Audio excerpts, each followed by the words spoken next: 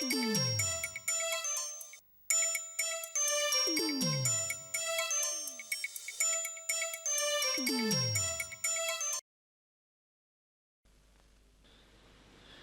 program is proudly brought to you by the Peel Dance Bar, corner of Peel and Wellington Streets, Collingwood.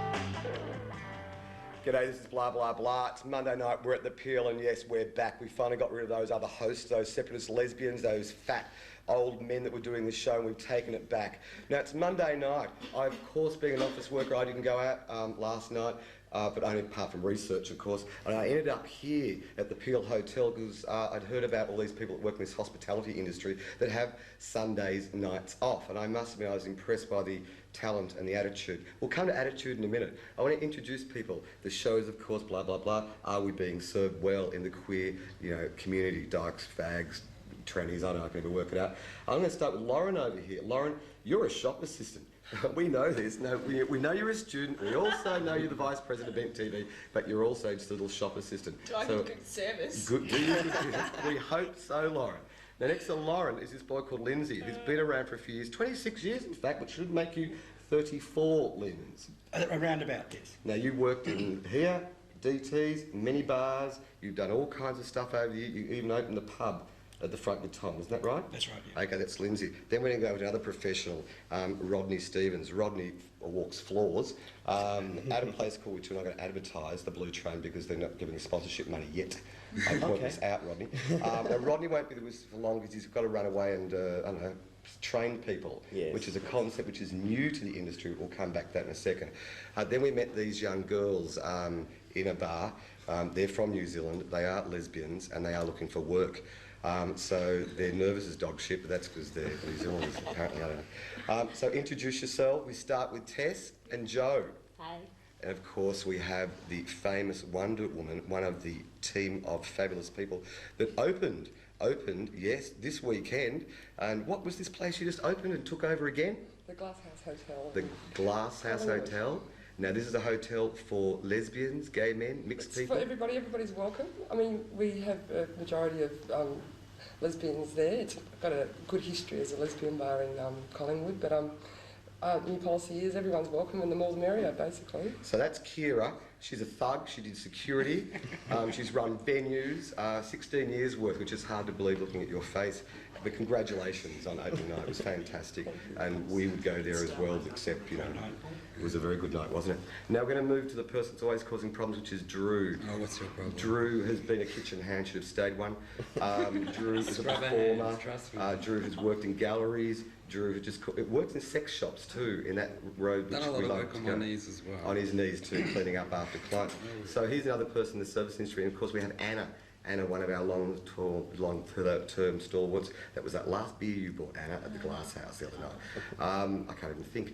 So Anna's here, and she's been in the service industry, like Lauren, giving good service for years.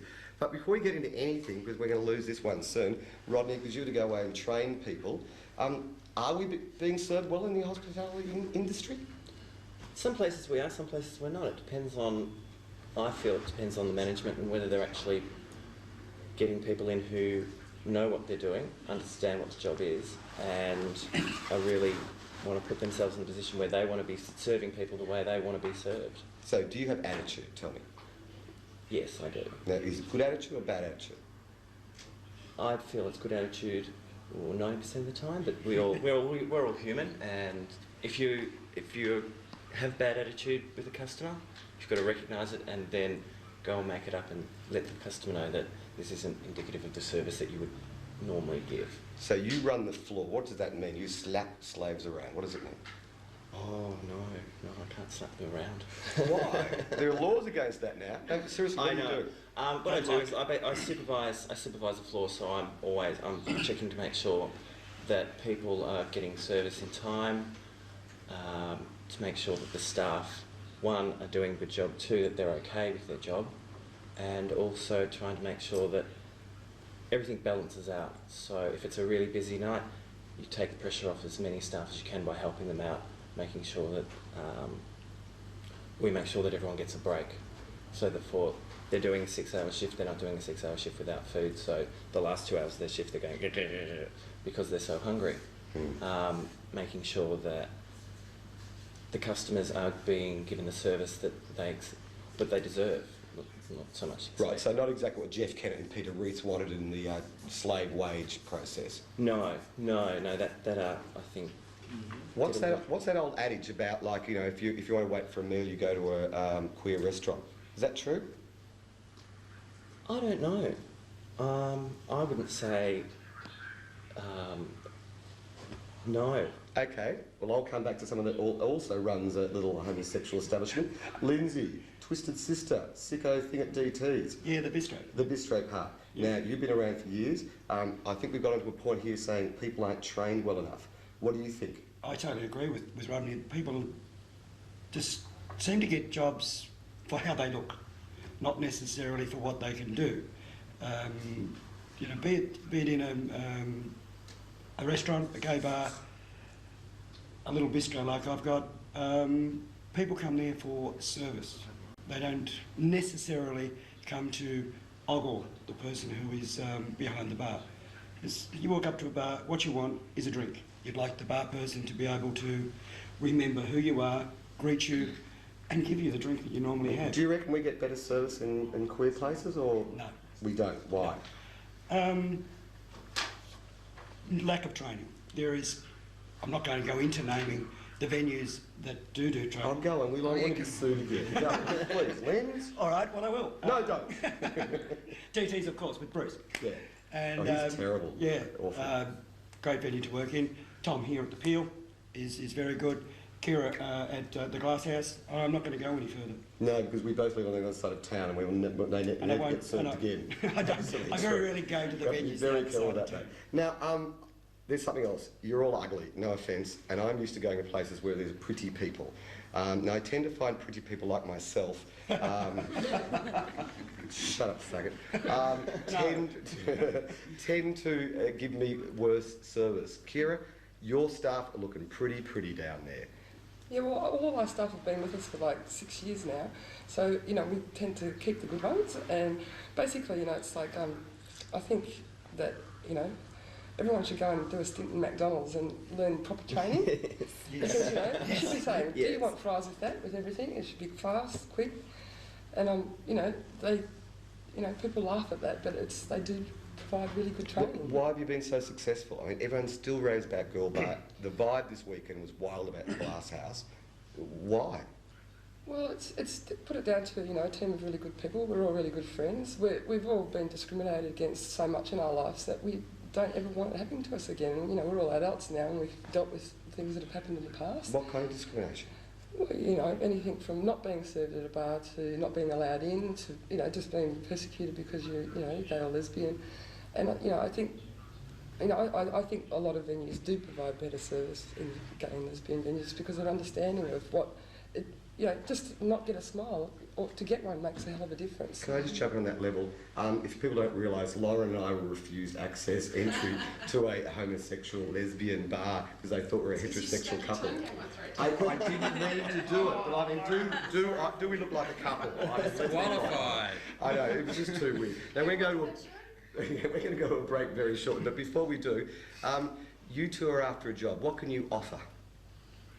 Let's do this on air. No, seriously. No, well, I've already got their references. I put them under the door this morning. You did that? They're looking for some work. I've already said that, you know, I will be looking at employing more people in the future. We're going to have to do it with the crowds we've been having. And but at this stage, you know, we have all our staff. We've had the same people for 6 years, and we want to keep them. And but there's always, if we keep, you know, as busy as we have been, we'll need to employ more people. Good, so this is actually an employment show. Now, you said that you won't employ anyone unless they've had 2 years training. Why is that? Just because of how busy the places I work, it can be a very bad experience for the person who hasn't had enough experience. Also, the service that is given can be not at the standard that we would prefer to have. But by no means does that say that we won't employ someone who hasn't had their 2 years experience. Because if someone's worked somewhere for a year and have done 40 hours a week for a year, they're going to learn as much as someone who's been in the industry for 5 years and doing 1 shift a week. So it also goes down on the way people sell themselves and whether they're actually dedicated enough to actually get in and discipline themselves to do the job. And do you reckon I could score a job in a restaurant? I've got good attitude. Switching up. Oh, shut up, Lindsay. I think I'd be very good at customer service. You would be. You could clear tables and... What, clear crowds? People? You're out of here. You're out of here. In this town that's going to employ you because you're the biggest consumer that we have. What do you mean the biggest consumer? I've had a few like years. Gave you a job in the pub at the Peel, we would lose money. How, Liz? I don't understand. Because of what you spend, fool. Ah, I spend too much. Well, that's because I earn so much money. You're a nasty, nasty man. Yeah, no, shut up. Now, you being nasty, Drew, give me one experience before we go to the break. You work in the service industry. Yeah. I work in a sex shop. Seriously, I am the most nasty, arrogant little prick. But see, the sex shop is a different industry, right? Seriously, it's a drop-in centre for people that want to get a vision in their brain, go home and wank over it. Like, I'm actually constantly being abused. If I don't actually be nasty, I work in a straight sex shop with straight men. If I don't set the pecking order and be really abrupt with them from the start, they're going to walk all over me, wank in front, you know, all that sort of shit. You know? So you work in a place where people come and look at you and go home and wank? No, they look at the magazine and fucking wank right in front of me, like with their back to me, but like, and you know what they're doing? It's like, get out. You know what I mean? And that's it, right down the line. Out. Where's this section? Oh, Commercial Road. And Chapel Street. I'll be there. Yeah. So we'll come back. We're about to go out again shortly because I'm waiting for that big sign. 1 minute. Anna, what do you think about what this crew has said? Oh, it makes sense. You know, I can relate to a lot of discrimination stuff, especially. But like, I mean, I go to some poof bars where it's exclusively really for poofs, and I will be served last, of course, because I say because I'm female. I just think you were slow at buying drinks. And no, and also because I'm female and because I'm black also. But I've also been to gay bars where boys thought I was a boy, and they've still served me last at the bar. You know. So but I'm you're a pretty standing. boy. Yeah, well, whatever. So. I think the best service is when you steal your own drinks. Okay, when you come back, we're out of here with Drew stealing drinks, etc., etc. This is blah, blah, blah. Let's go to this sponsorship break and we'll be back to hear dirty stories. Thanks, we'll be back any minute. And Rodney, if you can stay a bit longer, cool. You can have a watch.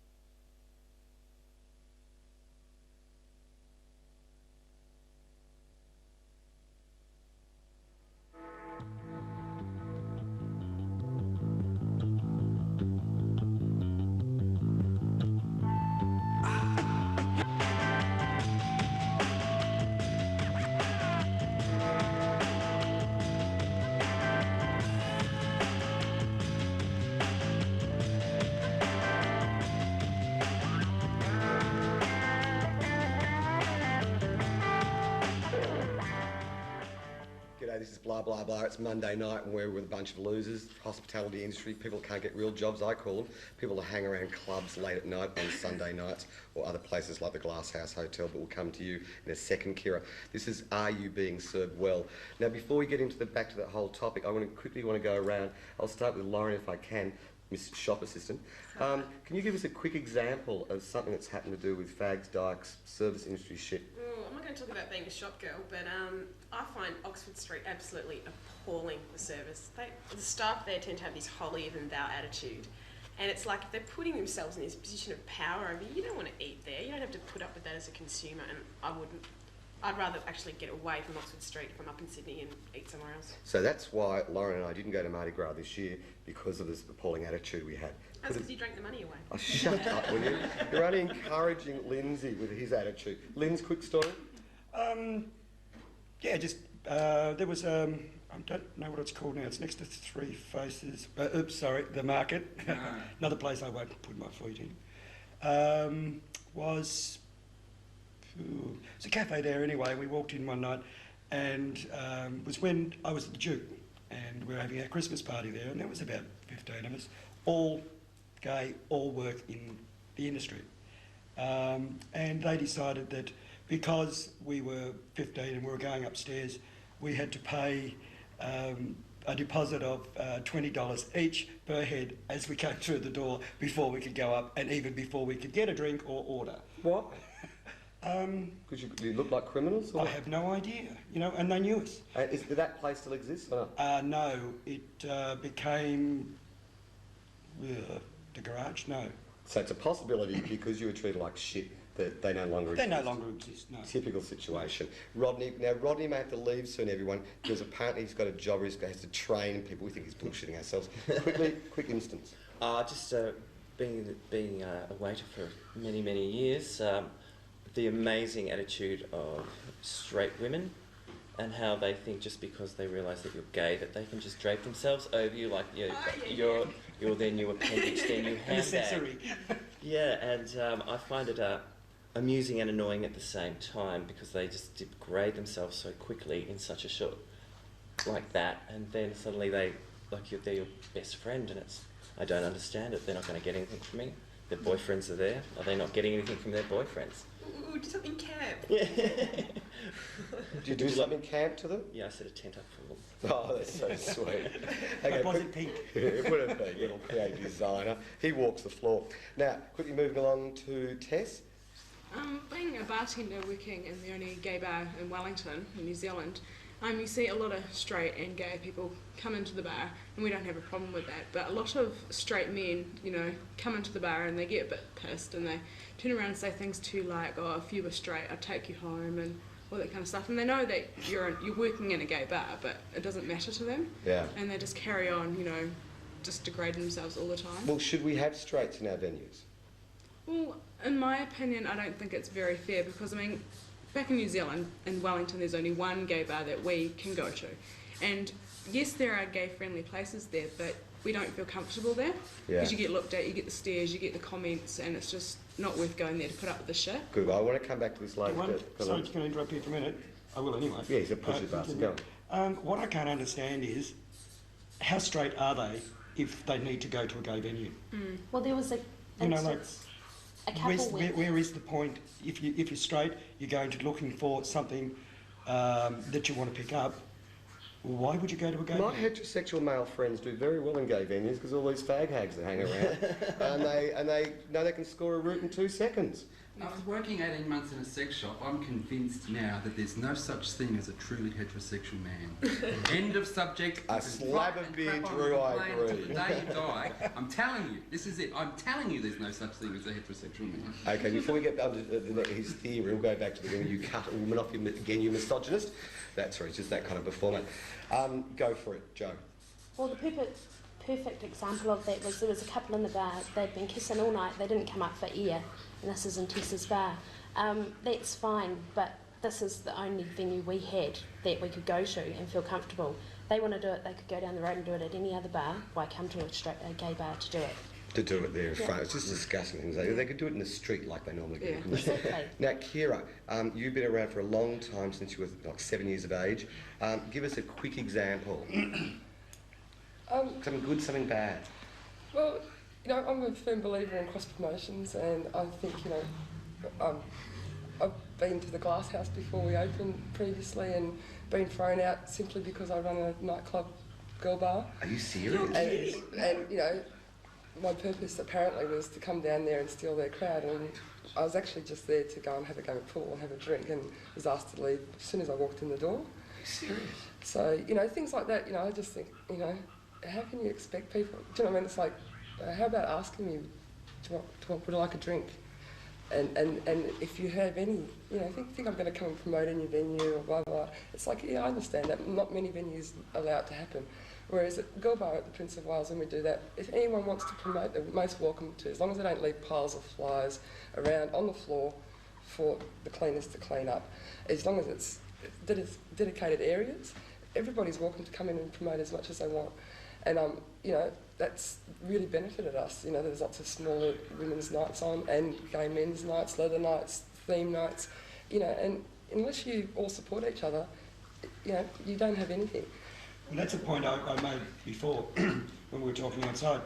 I don't believe we will ever be a community Hang on, we until have we to accept interrupt. ourselves. Go, Rodney. Now, Rodney, explain to the viewers why you have to go. I have to go to work now and train some staff so you get better service. Morning workers leaving. Thanks, Rodney. Don't call us, we'll call you. That's a good that's fine. My number's over there. And just don't slam the door on the way out. This is a television studio, not the back bar of the Peel. Now, Linz, keep going. Yeah, it's. We seem to have within the community, not just the industry, we have girls and we have boys, and we're all fighting to be accepted by the straight community in general. But 90% of the gay world, that includes gays, lesbians, don't even accept each other. Until we do that, we're barking up the wrong tree. We'll get nowhere. So we've got no community, and this is what's going on. Well, Girl Bar is fighting for that right. What Kira is saying is, by allowing people to advertise, as long as they're within reason, that's where it goes. And It's only one Friday a month. Yeah, for God's sake. It's like as long as no one's upsetting anybody, and everybody's welcome. And one of the things that started towards it was when, and I'm not because I worked for them, the Peel, the Laird, DTs and the Exchange done that dance bar Unity. Now, I don't know the exact figures and I wouldn't go into it because it's not my place. But that was a start, and I hope they continue on with things like that. That venues put something on together. Yeah, look, I hate to say it, look, they are our sponsors, let's be quite honest, not the Laird yet, Ryan Dave, let me point that out to you. But I actually do like the fact that the promoters are working together, and that they may be considered to be the North Side Mafia and people, you know, that crap, but they actually want to contribute. They're long-term investors. They're into it to make a buck, but a long-term buck versus a short-term buck. Are you a short-term buck girl, Kira? No, long term. You've been around long enough. Now, I want to come back to this other community stuff in a second. Drew, quick Yeah, example. look, I was just thinking about like Freakazoid. Now, I worked at the first birthday party and the second birthday party, and I was employed, paid money, right, backstage, and I was abused by the security staff. I've had a staff member held hostage in the office. Yep. Yeah. Freakazoid is a straight venue that's owned by straight people that think that because they advertise in the gay press that it's a gay venue, and basically they're just ripping us off. Okay, allegedly, That was because we don't want to bullshit. go I'm to not gonna court. be abused like that. Yeah, In yeah, my but opinion. in my opinion. And Well, in people- my opinion, absolutely. But seriously, I'm the one that's been backstage and seen what's been going on. Yeah. You know, I mean, you know. But I'm like yeah. Kira, I refused entry to Freakazoid because I ran the Duke. Are you serious? Yeah. Why is this crap going down? And I had two of my staff standing there one other night and they just stood there and they weren't allowed in. No. I don't understand. I don't Well, you know, understand. their door person they had working for the whole time they've been open was carried out of there last weekend. Yeah, no. Really? I haven't heard this I gossip. don't know why, but But we'll find out. This is on air, so we won't talk about it. Now listen, Anna, racism. I want to talk about this stuff. You say that you get left at a bar because you're a woman and a black woman and a university student, probably not a lot of money to do big rounds. But is it true? Well, yeah, it is true. But that wasn't what I was going to whinge about. Oh, okay. I'll come back to racism. Okay, do your little number, then we'll come back to racism. What I was going to talk about was just like the clothing you wear. I was going to whinge about the same place as you guys. I went in there and I was with a mate, and just because of the clothes he was wearing, he wasn't allowed in. You know, I mean, we're getting to that, to clothing. Yeah, shoe door policy. It's like, It's just, not we discriminatory. cry out for acceptance, but we're not prepared to accept other people. But that's what I find a lot in the gay community. I mean, you know, it's my home, it's where I'm from, you know, and, you know, if you can accept everybody, they'll accept you, you know. Isn't it discrimination on the basis of physical appearance? Yeah. I mean, I think you seriously? probably find that a lot of venues now have that little sign, the management Has has Right, yeah. But that retains doesn't the right stand to up refuse legally. entry. Yeah. It doesn't stand up legally? It doesn't stand up legally. No, You've got, I shouldn't think of So I You've got can wear no my right. thongs and my tattoos along. No. okay, if you've got a sign that specifies a particular type of clothing, then that's Tattoos. okay. Butcher But tattoos. a sign that says management refuses the right, reserves the right to refuse entry, doesn't override the fact that you can't go out and discriminate against someone because they're a woman or they're a man or they're No, black that's or they're right. white. You can't do that, But it and happens. the law says that. Okay, so what do we do in that situation? Well, You personally, I have just much don't go to option the but households. to turn around and walk away and go somewhere else. Go somewhere else. It's like, okay, we'll see you later. And tell And, your friends. and tell your friends. Yeah. Tell your Yeah. friends. I tell everyone that. I used to go to Freakazoid, love Freakazoid. Now I just won't step foot in it. Now I tell the world. So, same as the market. I won't go into the market for the very same reason. Like I work in the industry, and I tell people, everyone that comes into the pub, I tell that no, won't go there and for why. Okay, that was a paid announcement by the opposition company. So we're out of here. It's blah blah blah. We're coming back. The final third segment. See you soon. Does anyone else have to go work? Kira, you're not going anywhere. See you very shortly. Blah blah blah. No, you shut up. You're staying there too, Lindsay. We've got 2 minutes.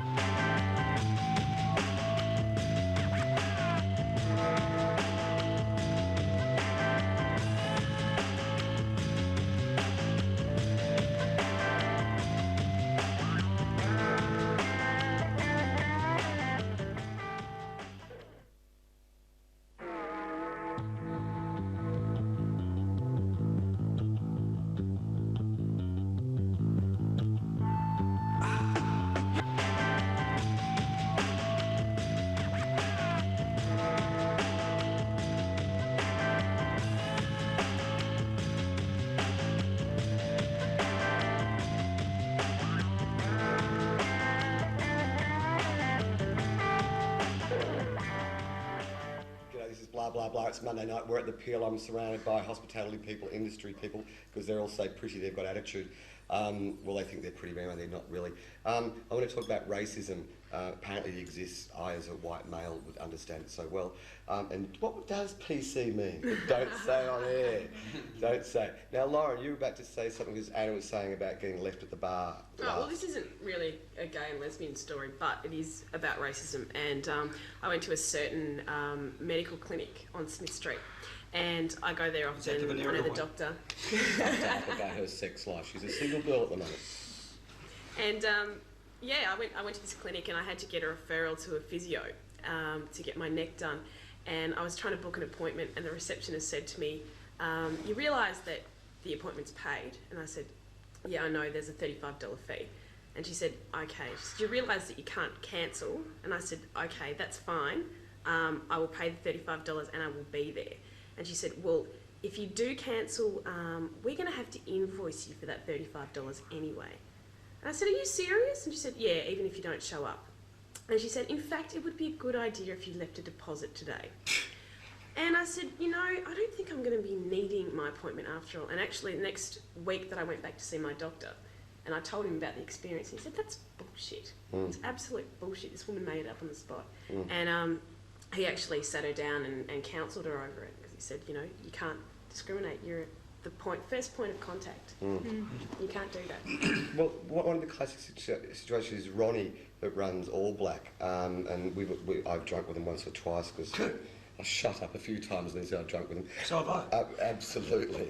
The best nights, seriously, the Out Black nights at the Star Hotel, they are wild. Who hasn't been to one? No. Fantastic. Oh, The community gotta go. feeling is Gotta go. just spectacular. About 4 or 5 times a year, Fritz at the Star Hotel with Ronnie Johnson and that mob put on the Out Black nights, and it is worth going to. But one of their biggest issues is that, like, discrimination, not being served and having those problems. So they're very careful what hotels they go to, where they can. And I'm sure, you know, this hotel sponsors this show, but like here, they're cool about serving Aborigines. Oh, yeah. The boys always used to come into the front bar when I worked there, and they never caused any trouble at all. You know, and they don't have a problem. Round of drinks, $26, bang, the money's there. There is no pissing around, no, I'll see if I can find it. You know. So, no. Like, what is the thing? Like, is there an assumption that black people don't have any money in this country or something? Yeah, I mean, is that what it is? Yeah. You know? Well, I have a problem with Ronnie Johnson because he drinks light beer. I want to point that out again. Now, I want to quickly ask, why are there so many faggots and dykes in the service industry? What do you reckon, Hannah? Are they just because they're stupid and they can't do law degrees like you're doing? I have no idea. No, nor do I. Is there something attractive? Because we're so creative. So creative. I think because maybe they go through such bullshit at school and they leave early, right? And they don't actually finish high school, and like as they go along, they're not going to be able to secure professional positions. So you think that's probably no, right? I don't think it's necessarily that. I think being in hospitality allows us to play our own lifestyle. Which is the game that we play. Exactly. What lifestyle, Lindsay? Going out all night like you do. I do not. And I haven't been out all night since last night.